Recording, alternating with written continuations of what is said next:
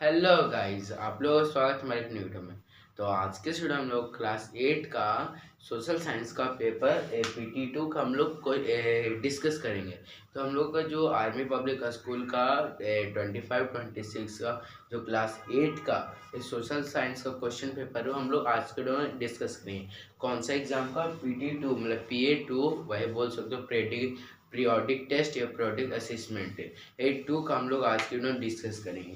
तो ये हमारा देख सकते हो, ये सोशल साइंस का पेपर है। ये फर्स्ट पेज, फिर ये है सेकंड पेज, ये थर्ड पेज और लास्ट फोर्थ। ये है कौन सा पेज? Fourth page. अब देख सकते हो, तो ये 4 पेज का हमारा एक टोटल क्वेश्चन पेपर था, 40 नंबर का था। और टोटल कितने क्वेश्चन थे? मतलब कि ऐसे पूरा रो बाई रो, मतलब कि बोल सकता हूँ कि हर एक सेक्शन में मतलब कि फर्स्ट सेक्शन ए में 20 क्वेश्चन था और बाकी समय 5, 3, 4 ऐसे था। तो अब देख सकते हो आपका आर्मी पब्लिक स्कूल OTA गया periodic assessment 2 2025-26 class 8, time 90 minute मतलब 1.5 घंटा, subject social science, total marks 40। ये अब सेक्शन ए देखते हैं, मल्टीपल चॉइस क्वेश्चन MCQ था। First, who are refer to as dikus by the tribal people, मतलब कि ऐसे कौन सा लोग, ऐसा कौन, मतलब कि कौन सा रोग, हु रेफर मतलब वो कौन रेफर करता था कि डुकुस ट्रैवल पीपल हैं बाय द ट्रैवल। डिकुस को कौन सा बोल सकते हो कौन सा ट्रैवल पीपल बताया जाता था? Religious leader, travel safe, outsider who came to the forest, members of the tribal clan. तो इसका सही आंसर है outsider who came to the forest. Second है when and by which diseases did Birsa Munda die, मतलब कौन सा डिजीजेस से बिरसा मुंडा मरा था और कब? तो 1900 में मरा था क्लोरा की वजह से। तो ऑप्शन सी 1900 क्लोरा। ये फिर who led the revolt of 1857 from Bihar and Kanpur. तो बिहार और कानपुर में कौन लीड किया था? तो कुंवर सिंह एंड कौन नाना साहेब लीड किया था। फोर्थ है which sepoys refuse to use the greased cartridges and was court martialled, मतलब कि ऐसा कौन सा इंसान था जो कि न्यू जो राइफल था उसको यूज करने से मना कर दिया, उसको फांसी हो गया था, जेल हो गया था। वो कौन था? मंगल पांडे थे। तो option B Mangal Pandey. Fifth, which of the following is an agro based in agro based industry में एग्रो बेस्ड कौन है?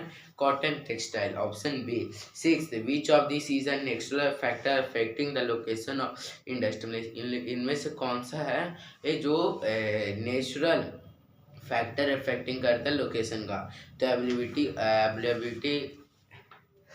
अवेलेबिलिटी ऑफ रॉ मटेरियल की वजह से। Seventh, which of the following does not from the great lakes, great lakes से कौन नहीं है? First, superior, Allegheny, Erie Ontario और मिचिंग। तो इसका सही आंसर है और अलेंगेनी, पर मैंने गलती से सुपेरियर कर दिया था, ठीक, तो ये मेरा गलत हो गया था। विच of the following is not cause of marginalisation, इनमें से ऐसा कौन सा है जो मार्जिनलाइजेशन फेस नहीं करता, जिसको सही से डिस्क्रिमिनेशन नहीं हो उसके साथ इक्वली जज किया जाए। तो इसमें इक्वल अपॉर्चुनिटीज का सही आंसर है, जिसको इक्वल में मिले। फिर ये नाइन्थ, विच लॉ प्रिवेंट एट्रोसाइड से against schedule caste and schedule tribe, मतलब कि शेड्यूल कास्ट और शेड्यूल ट्राइब्स को कौन सा एक्ट की तरह प्रिवेंट किया गया था? तो SC एंड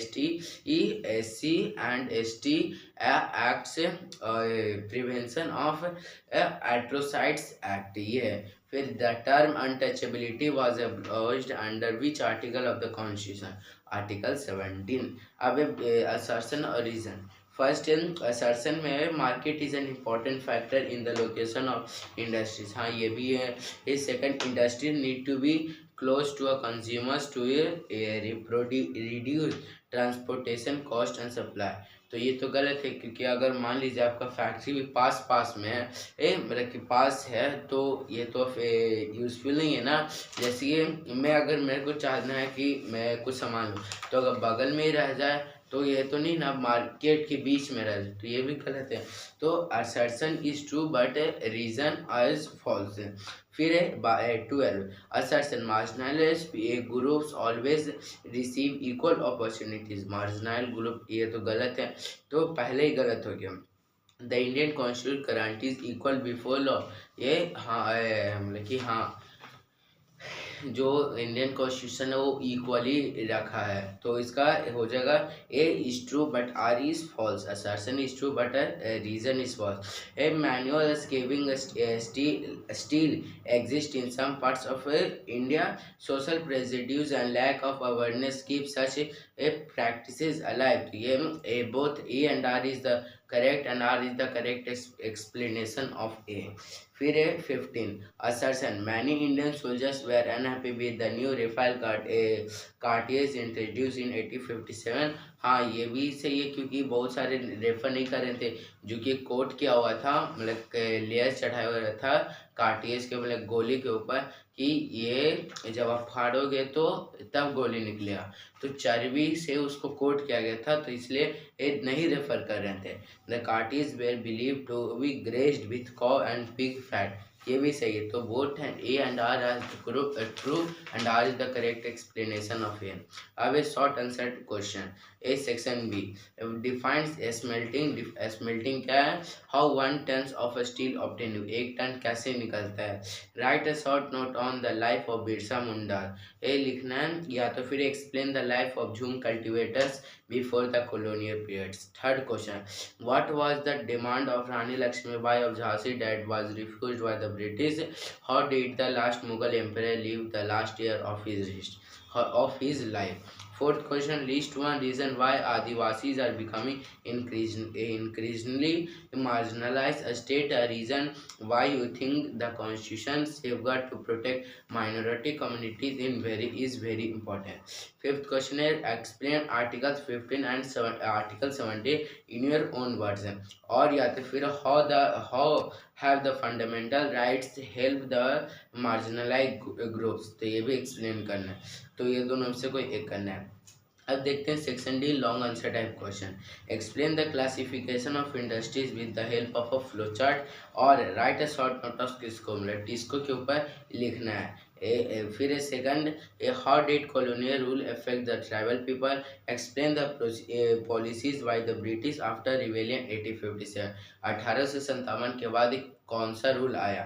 फिर explain the scheduled caste and scheduled tribes tribe act 1989 in your own words।